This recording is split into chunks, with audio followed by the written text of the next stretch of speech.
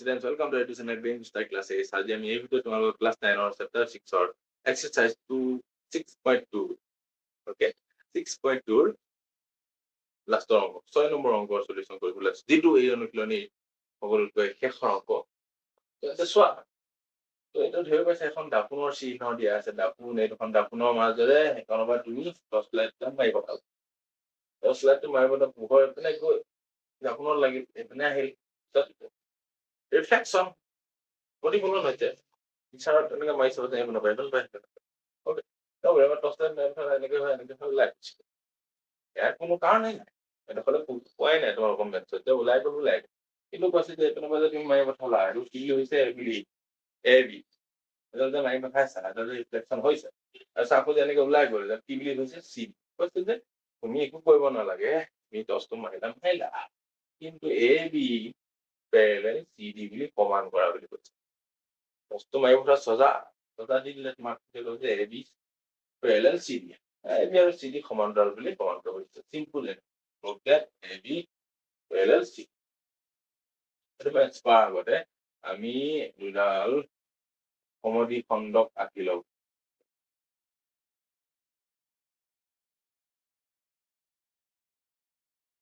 সমদ্বি খণ্ডক মানে কি জানানে সমদ্বি খণ্ডক মানে যিয়ে এই কোণটো এটা সমান ভাগত ভাগ কৰে সমদ্বি খণ্ডক বুলি কোৱা সমদ্বি খণ্ডক কি কৰে যেটো কোণত আকো এংগুলৰ এটো বি এংগুলৰ ৰাখিছে সমানে দুটা ভাগত ভাগ কৰিছে এটো সি এংগুলৰ ৰাখিছে সমানে দুটা ভাগত ভাগ কৰিছে ঠিক আছে বাট এটা আছে কথা চোৱা এটো এটা এংগুল যদি আমি এম বি আৰু সি এন লাইন বুলি ধৰো বি সি কি হলগৈ বি সি হলগৈ সেডক বি এম আৰু সি এন প্যাৰেলাল হৈ গ'ল এনেকৈ লিখি ল'ব পাৰা এডাল সমদ্বি খণ্ডক বুলি ক'ব পাৰা আৰু পিবি ওপৰত লম্বা আঁকি লৈছো বুলি লিখিব পাৰা এটা পিবি এনেকৈ লিখা বি এম বি কিউ আৰু সি এন পাৰপেণ্ডিকুলাৰ আৰ এছ এনেকৈ লিখিব পাৰা এতিয়া যদি আমি ধৰি লৈছো এতিয়া যেহেতু পাৰপেণ্ডিকুলাৰ থিয় দি আছে এই দুডাল সমান্তৰাল বি এম প্যাৰেলাল সি এন হল যেতিয়া সমান্তৰাল হল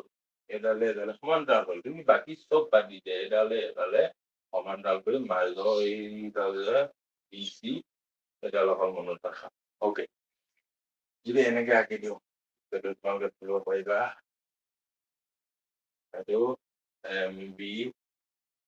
আৰু এপিনে সি এই দুটা হল এটা কি হল মাজৰ সেডক হল তাহলে এইটো কোণ আৰু এইটো কোণ কি একান্ত অন্তঃকোণ হ'ব না তেতিয়াহলে এংগল এম বি সি equal angle B C N কি লিখিবা একান্ত অন্তঃকোণ ওকে আৰু চোৱা বি এম এই কোণটো কি কৰিলে সমদ্বি খণ্ডিত কৰিলে তো এইটো আৰু এইটো সমান দুটা ভাগত ভাগ হল এইটোকে দেখা লিখি দিম angle A B M equal angle M B C B কোণক কৰিছে বি এম এ সমদ্বি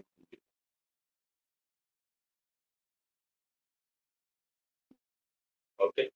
সিটোতো এনেকৈ লিখিম সি কোণক সমদ্বি খণ্ডিত হ'ব কি সৃষ্টি হ'ব বি সি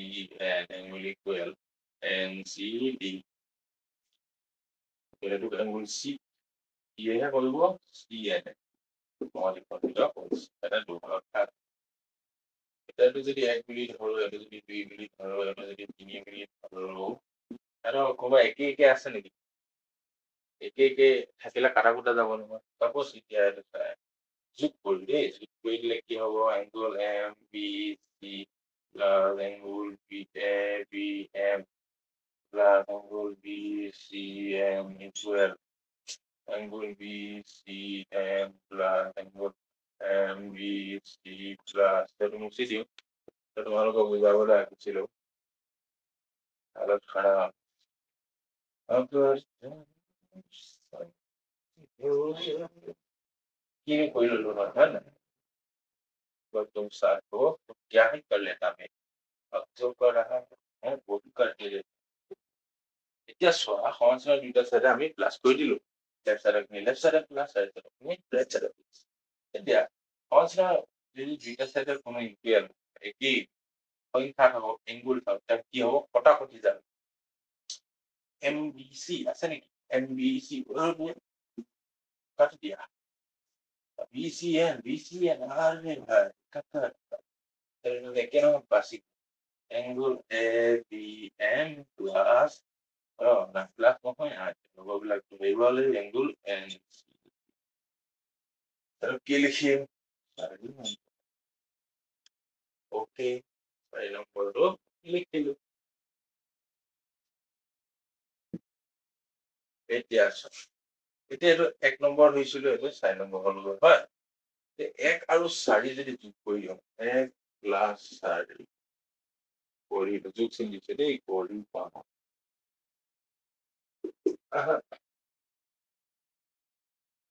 তোমালোকে মই এইখিনিতে এটা কথা ক'লো ইন্ট্ৰডাকশ্যন ভিডিঅ' যদি চাইছিলা তাত মই এটা কথা শিকাইছিলো এতিয়া আমি এ বি